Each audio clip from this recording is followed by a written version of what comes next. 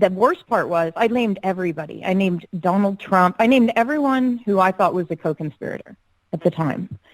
So I named like Alan Dershowitz, Donald Trump, absolutely the Clintons. These are people that I saw coming and going, that I knew were part of it.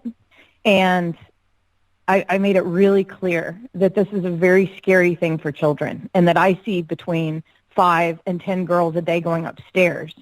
And now that I know what's happening to them, I want it stopped in 1996. I said, do you have a file on Les Wexner?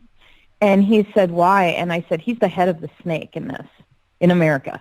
And I don't even know I was intuiting this. And also, I think it's common sense when you see all the stuff I saw going on. And anyway, when I said that to him, he said, yeah, I don't know, maybe we do. And I said, well, these people are using child pornography, and they've stolen photographs of my sisters. That right there would have been life in prison for Jeffrey and Ghislaine, and I know her well. I lived around her for a year, lived in all of their houses with them. Oh, my gosh, that woman is the most dangerous asset for Israel that you can even imagine. I mean, she is so dangerous. And she grew up with the royals. She showed me all the photo albums. And when I called Ghislaine and asked why I couldn't eat there, she said, it's a Jewish country club. You're not Jewish. They're not going to serve you. This is how this woman spoke to me. Yeah, this is how these people think, Whitney. They, honest to God, think their DNA is better than everybody else's. I swear to you. It was a theme all the time with them. With Eileen Guggenheim, with, Jeffrey Epstein, with Ghislaine. It was a theme. Jeffrey was a lot less horrible than Ghislaine as far as a human being, just being around her, because she was raping just as many children. Oh, but she was the one with So the country club, you weren't allowed to go because it was only for people of a certain religion Jewish and people. Ethnicity. Okay, so yeah. That's Religious. unfortunate. Okay. And for a long time, I had a hard time with all Jewish people. I'm going to be honest with you. For a long time, I was like, I think it's all the Jews. I don't know, because my sister's like, Maria, it's just the ones you met. It's these people. It's just unfortunate that all the Jewish people I met also happen to be pedophiles that run the world economy, So it gives you a bad taste in your mouth. You do it right now. This is how they spoke to me, and I did it. And this is how the elite speak to their, quote, servants. They're I don't know, just like the regular people who aren't Jewish that are allowed to eat at the country club. Aren't allowed to eat at the country club, sorry. It's a big part of it. It's a problem. Anybody who was not Jewish, and you're right about this, but the way they spoke about them, it was really horrifying. And it showed me a great deal about how these people truly believe that they're chosen to do something here. I don't know. It's unbelievable to me. I mean, and it was every one of them, the way they spoke. And one time I heard Isabel say to her mother, Eileen, Mommy, why do you call Maria a nobody? And she said, honey, Isabel, Maria is not a Jew. She is a nobody. Well, Ghislaine did make it very clear to me that Annie was very lucky to be able to carry a Jewish baby. That was another thing. She said she would have been so lucky.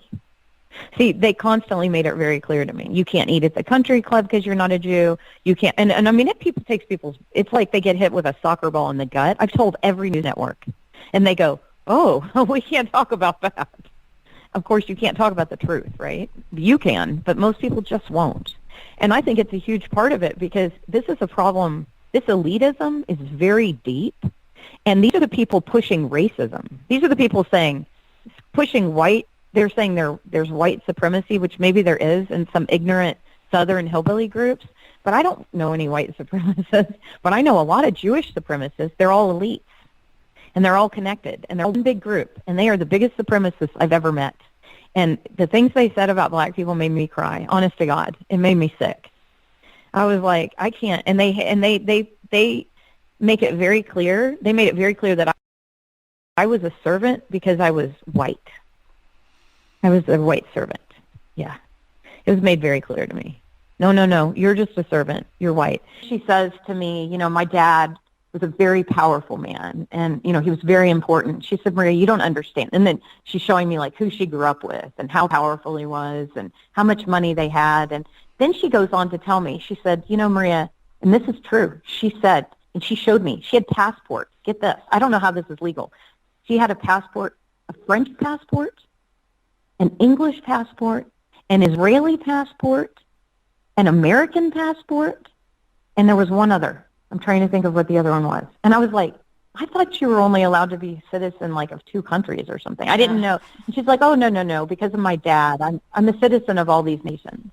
And I'm like, what? So then later when she was talking to me about something one day, she said that the Rothschilds were the greatest protectors of her family.